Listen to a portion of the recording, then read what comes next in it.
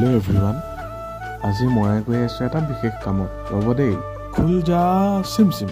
মোৰ আদেশ পেলাব নোৱাৰি গেটখন খুলি দিলে। ভিতৰলৈ সোমাই গৈ দেখোঁ বহুত মানুহ বহি আছে।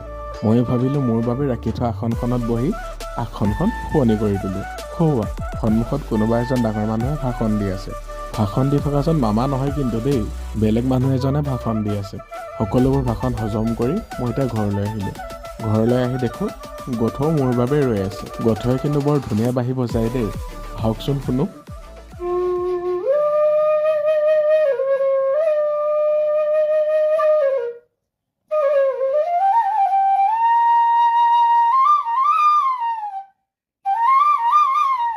সঁচাকৈ তাৰ বাঁহীৰ মাত শুনিলে মন ভৰি যায়। আজিলৈ ভিডিঅ'টো ইমানতে সামৰণি মাৰিছোঁ।